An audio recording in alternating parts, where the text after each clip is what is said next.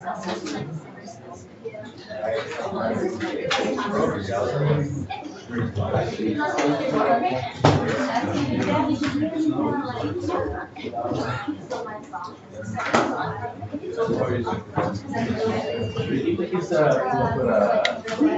was before the next one.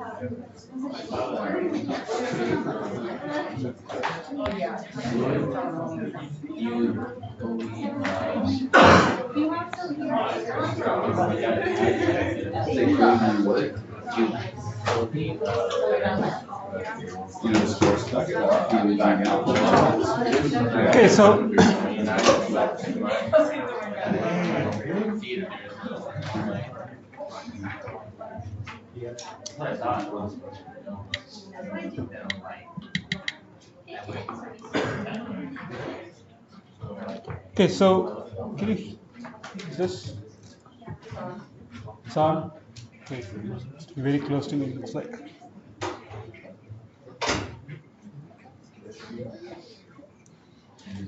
Okay, so we are in chapter 15.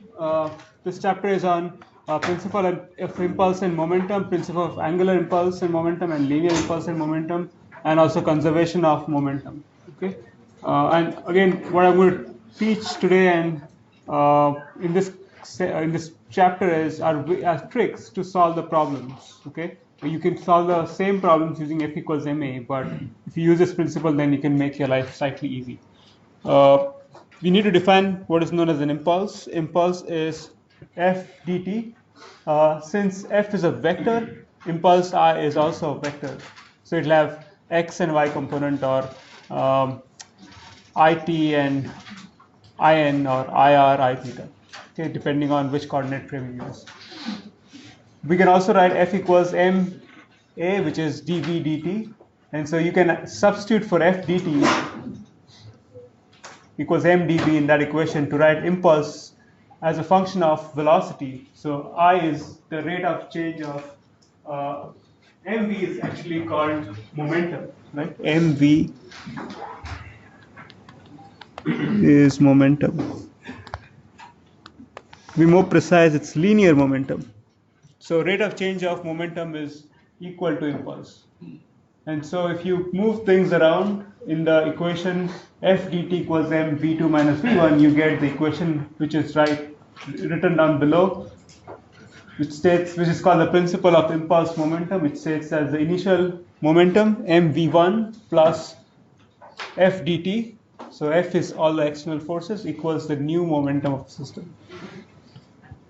But you can see that it comes from f equals ma. So in in that equation there is F equals ma. So we are using Newton's laws for that.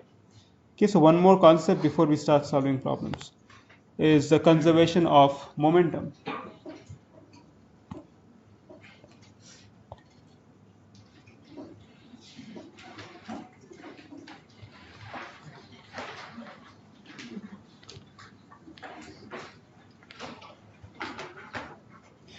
So this is useful when you're looking at a system which, so for example, two spheres, and then they are moving at a certain speed and they're going to collide. Clearly, when they collide, there's going to be a force involved or an impulse involved. However, if you look at the system as a whole, that is, system consisting of both those spheres, then the impulse is internal to the system, which means it will not show up in the equation, and you can write, let's call this m1, m2, v initial, v final, sorry, we call this v1, v2. So initial momentum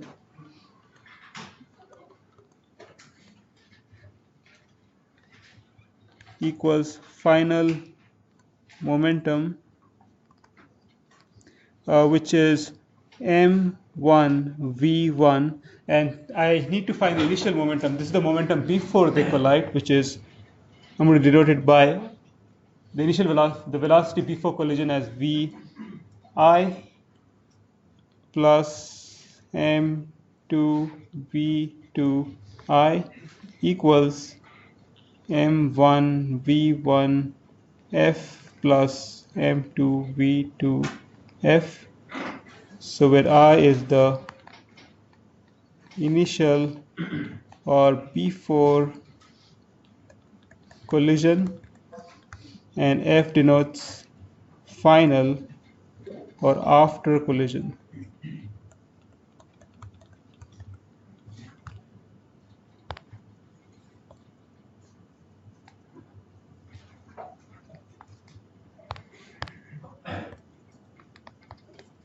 Okay, one is true only when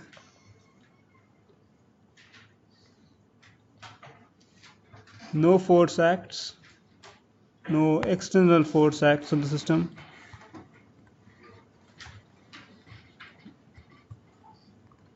or when the forces are internal to the system. So when two spheres collide, there's going to be impulse, clearly, but if you look at the complete system of two spheres, that force is internal to the system. So forces are internal to the system.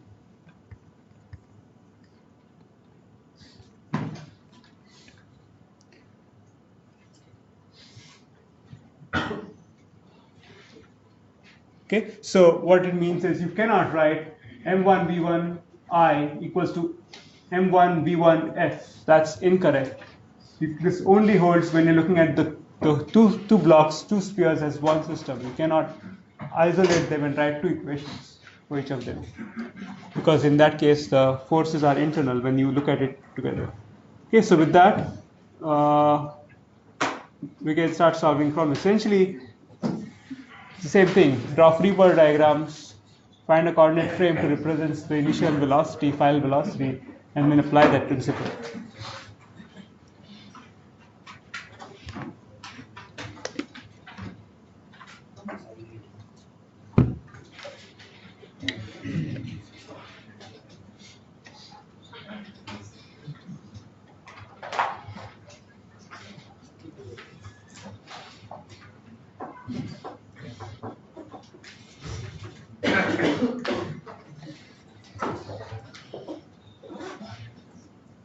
Let's start.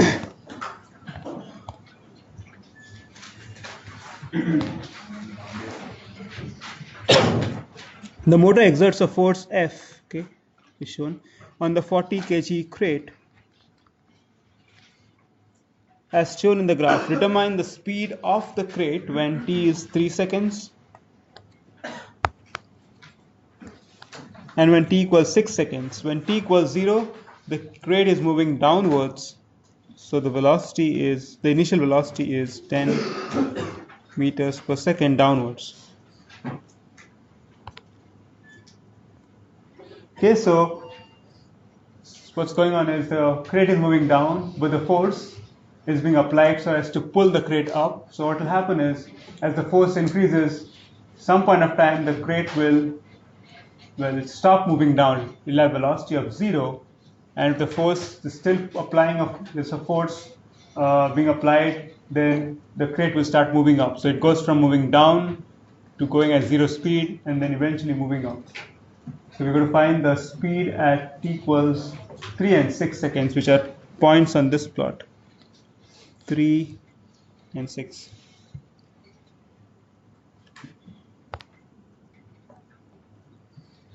So since we're given the force time plot, I would highly recommend drawing a free body diagram to relate how F changes the motion of the crate. So free body diagram for the pulley. This is F, this is F, and then mg.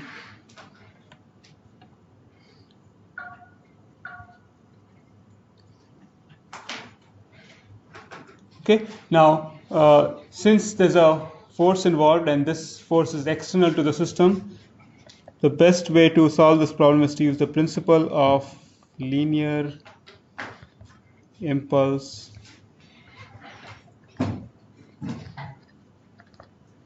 and momentum, okay, which states that the initial momentum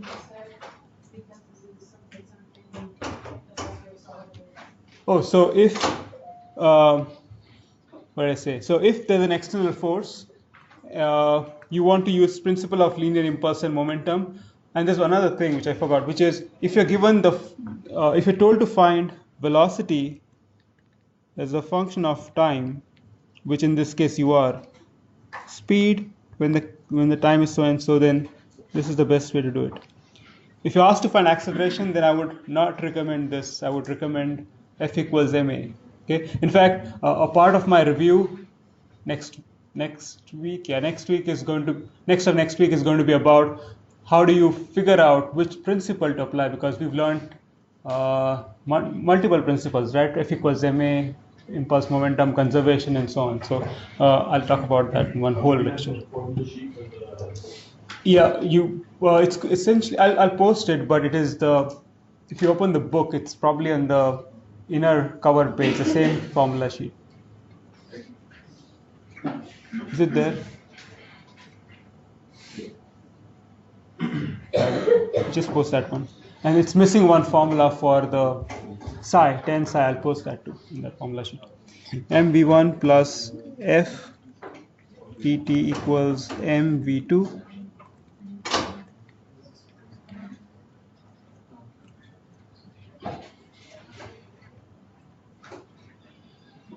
Okay, so initial momentum is, the mass is 40 kilograms, velocity is 10. So let's stick to some sign convention. Okay, how about upwards is positive? So if upwards is positive, then v1 is going to be negative, because v1 is downwards, right? Plus f dt. Now f dt is going to be the contribution of all the external forces. So in this case, the external forces are, and the best way to do it is not to guess, but look at the free body diagram. The free body diagram will give you all the external forces. So there's 2f and there's mg, and 2f acts upwards and mg acts downwards. So f dt is going to be the contribution due to 2f 2 times f dt. Okay, so for that I do not have an expression for f which I can plug in and do the integration. If I had that, I would just plug it in, but I can look at f in terms of the graph. So f is given as this plot. F dt is actually area under the ft plot from T1 to T2, right? This is the same principle we've used probably in the first chapter, kinematics, where we looked at area under the VT plot and ST plot. So it's basically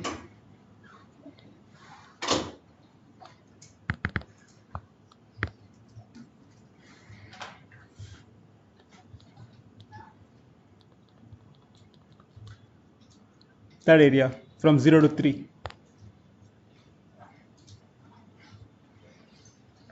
Let me call that A1. Area A1. Okay, and I'll compute that, but let me put that for now. So that's the contribution to F, capital F. I also need to include the contribution to mg because that figures out in my equation of motion. So that's going to be simply mg times T2 minus T1. So T2 is 3 and T1 is 0. And then I need to put the right sign. So for area is good, it's going to be all positive because F is upwards, right?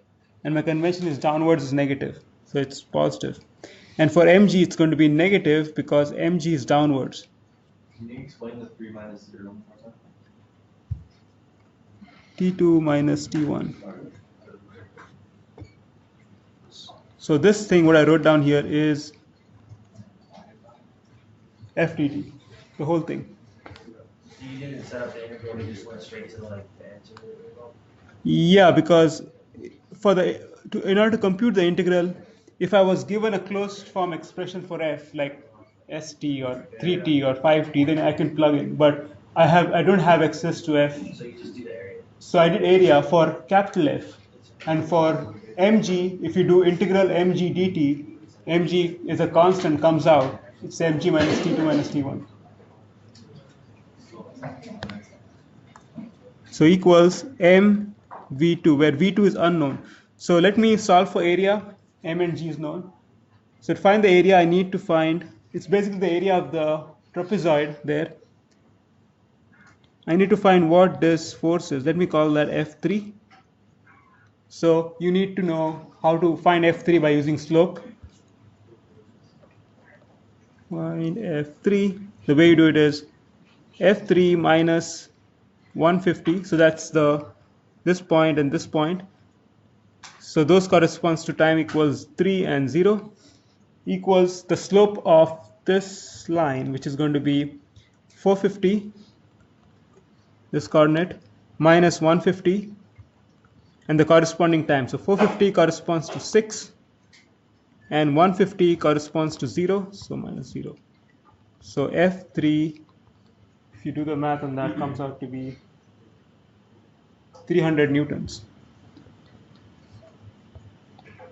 So now we can write the area A1 equals, the area of a trapezoid is half sum of the heights. So 150 is one of the height, the second one is 300, which is F3, times the base, which is 3 minus 0.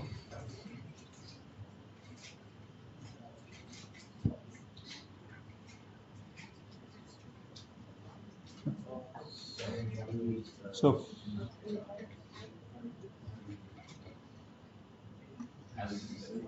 what does it come to? 450 times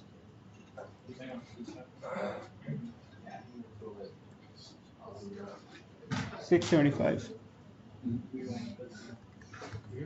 Okay, so now right, minus 400 plus 2 times 675 minus 40 times 9.81, 3 minus 0 equals 40 times V2. So solving for V2, which is the only unknown, we get V2 equals minus 5.68.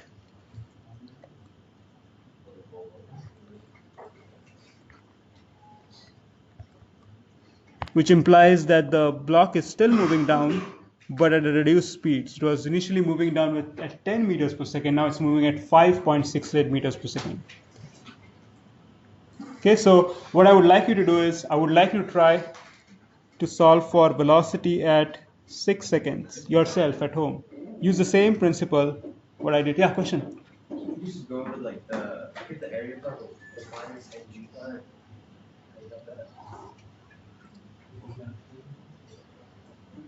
So this part, Yeah. so this is, maybe this is very confusing. I should write here F external. All the external forces. So the external forces are Oh, okay. 2F upwards minus mg downwards. So when I do F external dt, I get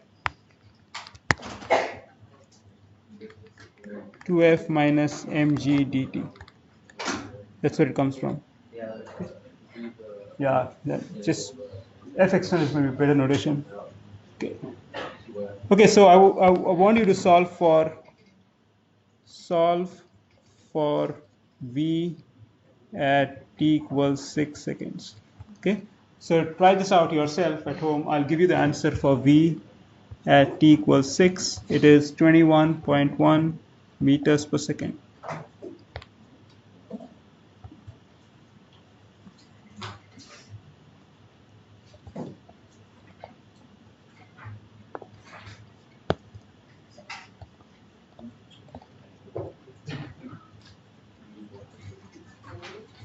Okay, any other questions? Okay, so let's see if we can apply this. Here is the wheels of the 1.5 times 10 raised to 6 grams, which is, it's 1500 kg basically.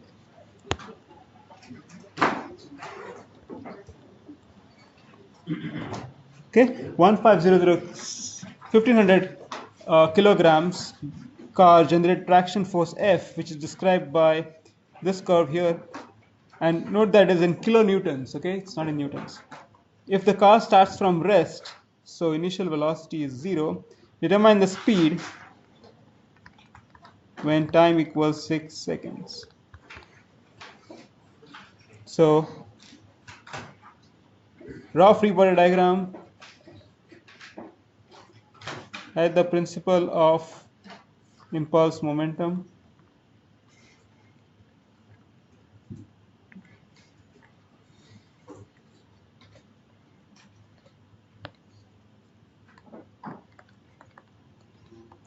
F external dt equals mv2, and then solve for, so you know that v1 is 0, v2 is unknown. So can you solve for v2?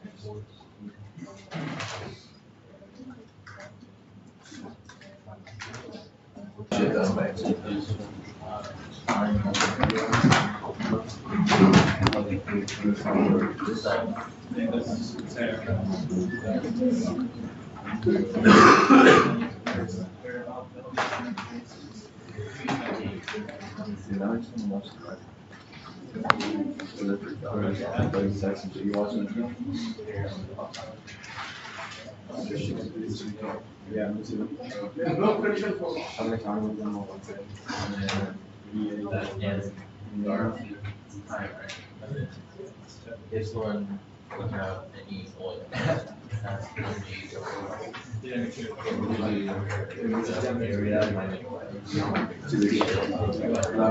Next Friday.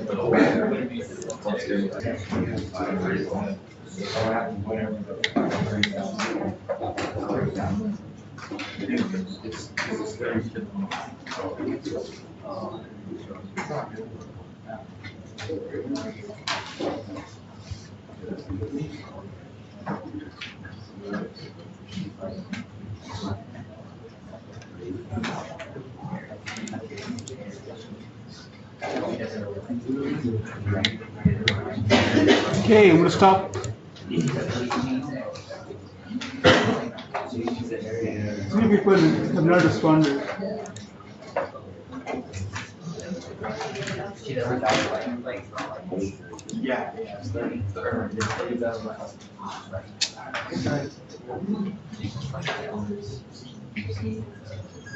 You will stop.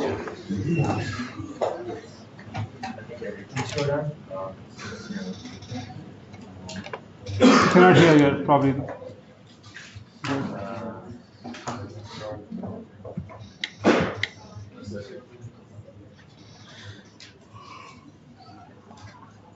Okay, so I drew the free body diagram. MV1 is 0, V2 is unknown. I just have to compute F external dt, which is simply F dt. The only exception in this case is the force, which is of that of fraction. And I need to go from 0 all the way to 6. So it's area under the graph, right? This area. So it's two parts. This part is going to be 6 times 6 minus 2,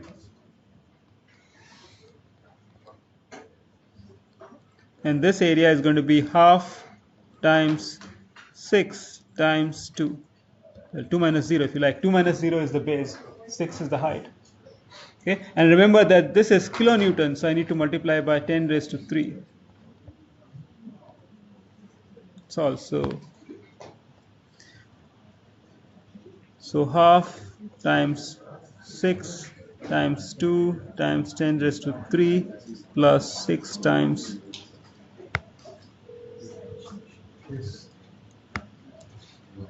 6, 4, 10 raised to 3 equals 1500 V2. So 30 times 10 raised to 3 is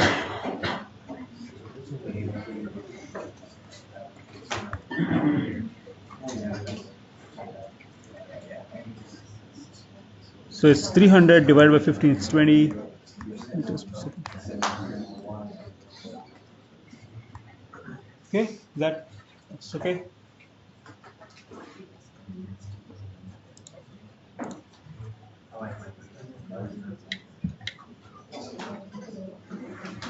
Okay, almost 90% got it right.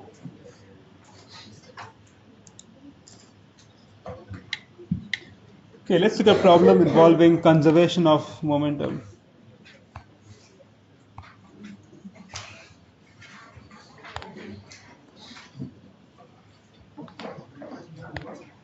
Okay, the 20-gram bullet, so that's 20 times 10 raised to 3 kilogram, right?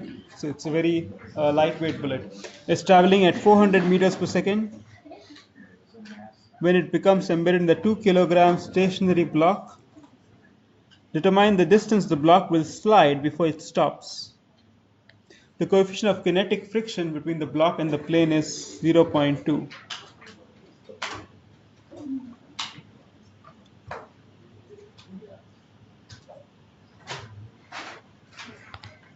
Okay, so there are two parts to this problem. One is the 20-gram bullet gets embedded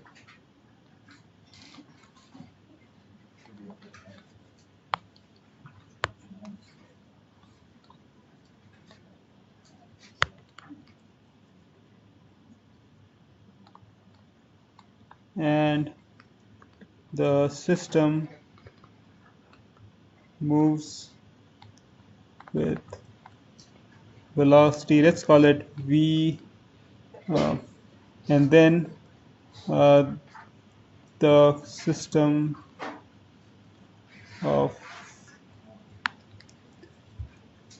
slides under friction and comes to stop. So what we'll try to do is first find, so when the bullet gets embedded, what's the velocity of the system after the bullet is fully embedded in the block. Find the velocity, that's the first part we solve. After we do that, we ask what's the distance this complete system will move when there's friction. So let's solve it as two parts. Part 1. Okay, so now this is a classic example of a system where you can use conservation of momentum. If you look at the complete system, that is the 400-gram bullet and the stationary block as a one single system. So conservation of momentum.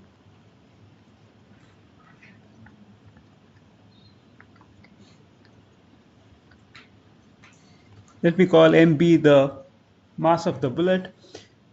V is the velocity of the bullet plus mass of the, we call capital B for the block. The velocity of the block is 0, right? Equals, since the bullet gets embedded inside the block, the new mass is going to be m capital B plus m small b times the common velocity. So m small b is 20 10 raised to negative 3, velocity is 400, equals 2 plus 20 10 raised to negative 3 times the v, which is an unknown. So solving for v gives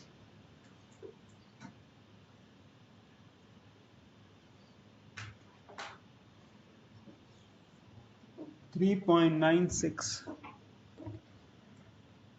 meters per second.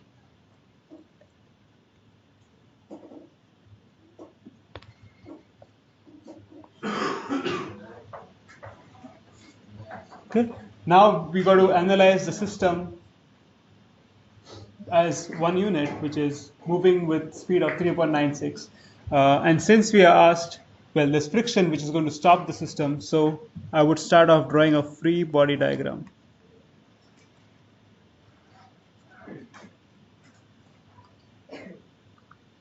And the friction force is going to oppose motion. It's going to be mu k times n, which is mu k.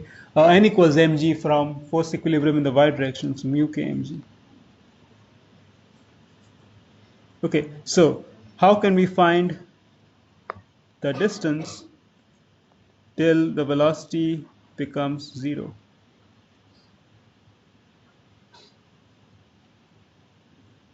So here's the thing, if you're asked to find velocity as a function of distance, okay, then the trick is to use what you learned in chapter 14, either principle of conservation of energy or principle of work energy.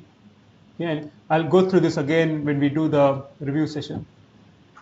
There's another way to solve this, which is you could simply use F equals ma, set up the equation, get acceleration, and then integrate the acceleration to find the velocity as a function of distance. Okay, but we'll take the principle of work energy here just to show you how you can.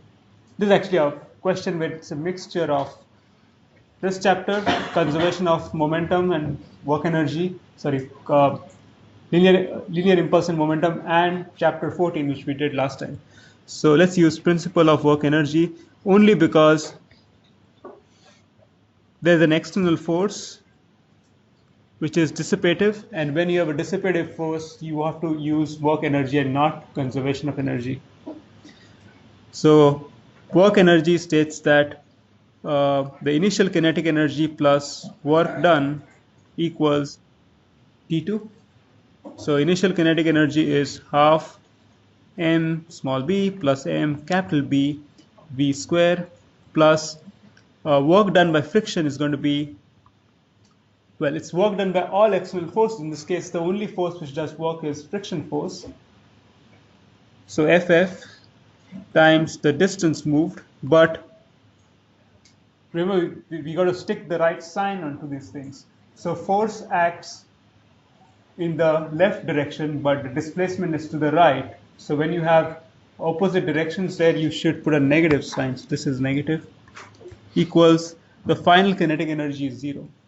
Okay, so half 20 times 10 raised to 3 plus 2 times velocity, so 3.96 squared, minus the friction force, which is 0.2, mass is 2 plus 2, 20 times 10 raised to negative 3 times gravity, so 9.81 times s equals 0. Okay, so this and this actually cancels off, and we only need to, well, we can solve for s, because that's the only unknown. So s is 4 meters.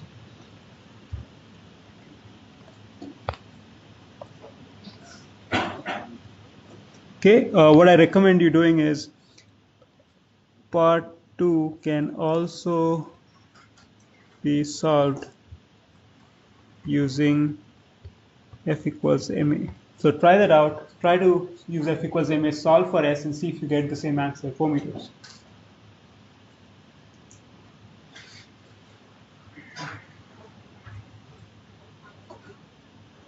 Any questions on? Yeah, question. So the solid pushes the block, but since it's embedded in the block, it doesn't count as force It doesn't count as? as an external force. So it's almost like the bullet is inside the block, and there is, and the assumption is it comes to a complete stop. So I think that's what is in the question.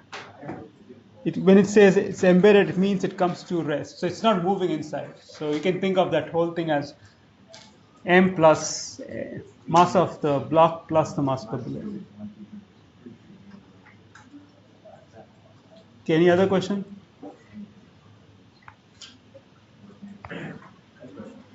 Yeah, question. So if you were to do it with like the forces of the main, like some of the forces in the x and the y on the body, right? Yeah, so the question is, how would you do it with f equals ma? So what I would do is I would write f equals ma for that free body diagram I drew there, find the acceleration first, and then try to relate acceleration with displacement. So there's a formula v dv ds equals a.